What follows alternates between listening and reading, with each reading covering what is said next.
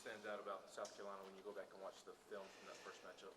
Well, one, how well they're coached. A team that doesn't commit a lot of mistakes, a team that knows exactly what they're looking for, a team that can very quickly exploit the matchups that they want to get. If you do a lot of switching and they get you in a position where they can get the switch they want, they took great advantage of it here in a lot of different ways, and just extremely fundamental. Plays the pace that they want to play with, and Lamont has done just an incredible job, one of the great jobs, coaching jobs, not just this year, but as long as I've been in basketball, watching what he's done and the way he's turned it around and where they are today. But they're just, and they got good players. Don't make no bones about it. They've got good players. You wouldn't be able to be where they are today in this league because it's, again, we've talked about how competitive it is in this league and maybe the most competitive ever. And for them to be playing for a championship speaks volumes not only about the players but also the coaching staff. Coach, I don't know, you may not see this, but from the outside looking in, they look a lot like your teams did your second or third year here, where they're just starting to believe in what they're doing and starting to get some confidence. Do you see that? Yeah, I do, and they understand each other's roles is what I think is what's really impressive about them. They understand each other's ability and what they need to do and where they need to get. And some older guys have been around, but again, they've done just a great job of doing that, believing in the system for one, and then believing in themselves. And now they've got a lot of belief because of, again, having just an incredible year and a great year, and it's impressive with where they were picked or where they finish up. It just shows you that they didn't buy into any of that. It was all about them and what they were trying to get done. And again, they're in the last week of the regular season fighting for a championship. Do you think it's beneficial for your team to have this challenging of a stretch going right into the postseason? I do. I think this time of year it's all about trying to build momentum, and I've said all along you're going to learn from every game something. You hope to win games and learn that way, but with the regular season and the conference tournament ahead, there's a lot that can still be learned. We all need to continue to get better, but yeah, I think great competition always helps you late in the year. I think your guys have been different since that South Carolina game. I don't know. We've been in a lot of hard-fought basketball games, and our league is, again, I know everyone talks about how good their leagues are, and it's true. I mean, conference play is tough in any league. I don't care what numbers and all this say. I mean, you go on the road or you play at home.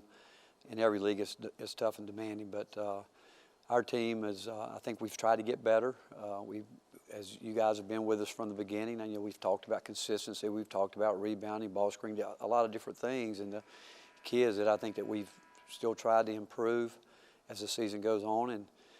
And I would tell you we'll go on the court today with that in mind, knowing that we've got to be a mindset that we can really try to get our game plan in and know we're going to have to execute it, but also the things that we know we've got to get better with, we've got to try to get better. What are the intangible things that guys like Santi and Joe brought to the game the other day at Alabama? Well, they know our system so well, and to be quite frank, they know me better than anybody. I mean, we've been together a lot, and I'm going to miss so much of those guys. I mean, I think they know what I'm thinking probably sometimes more than I do, and like we'll between the three of us, we can bring back things that we did 5 years ago, and they'll say this, that, or whatever, and they're just, honestly, they're both like coaches on the floor, and they just understand, again, how we're trying to play, and we talk about them being able to fix this or fix that. I mean, you can do a lot with them just communicating in the flow of the game, just saying this or saying that, and they see it, they get it, and they've helped all of our guys this year with that. They have the last couple of years, and that's something that's going to really be hard to replace when they leave.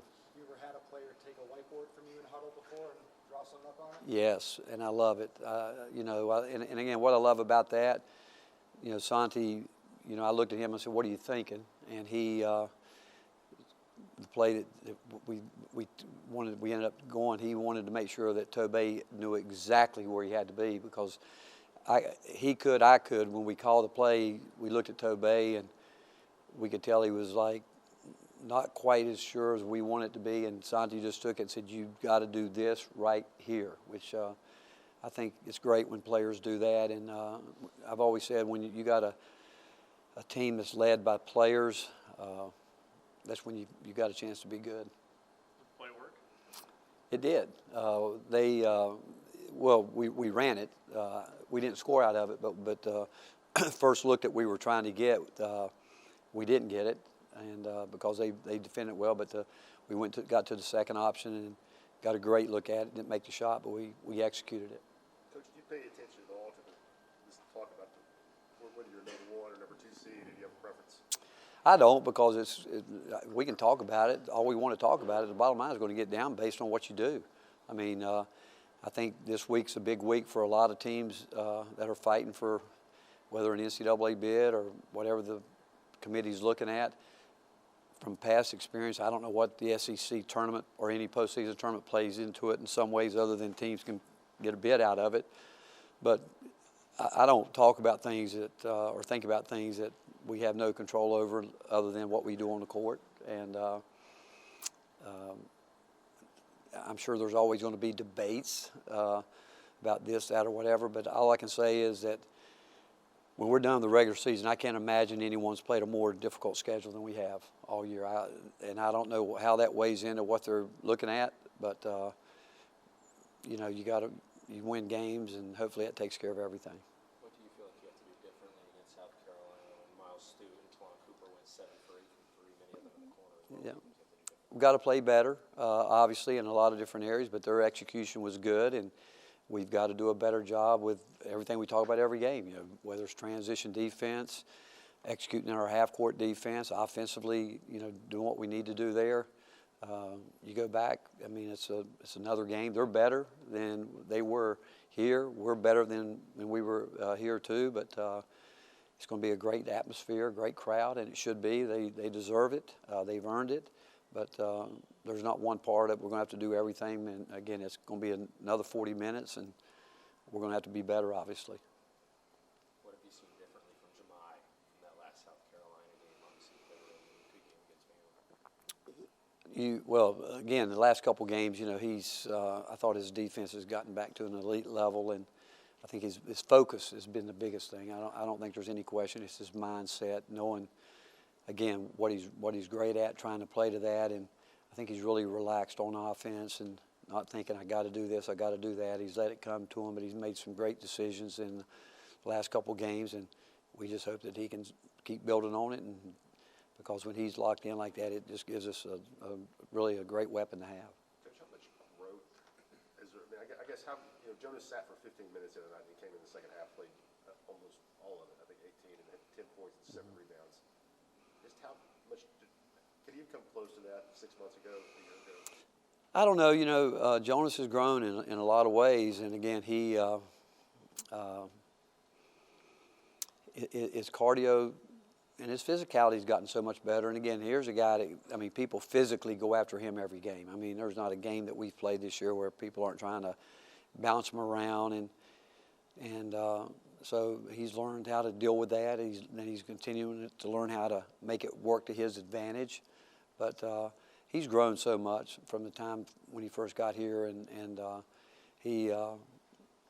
again, I've said it many times. He's really just getting started in the kind of player he can be. But it's about him and his mindset, his attitude on embracing the physicality that's coming his way, and doing the things that he's capable. His length at the rim defensively is a factor. And I've said many times he needs to make that a factor on the offensive end as well. You talk about the tough battles you guys have faced so far this season. How has this team been able to come from behind in certain games like Alabama, Missouri, Georgia earlier in the season as well? I don't know if it's anything other than the fact it's a 40-minute game, and basketball is a game of runs. Whether you lead from start to finish, which doesn't happen very much, and we've had leads that we've lost, other teams fall back, and you've got to play for 40 minutes. You have to, and you hope that you can, in the end, prevail. You ask me why have we done it. My question would be, why do we get behind? Because I don't want us to fall back when we do it, but when we do fall behind, it's pretty simple. It ends up being bad shots and turnovers, and which leads to easy baskets for the other team. And you let down just a little bit on the offensive end and allow guys to get spotted up and hit the threes they get.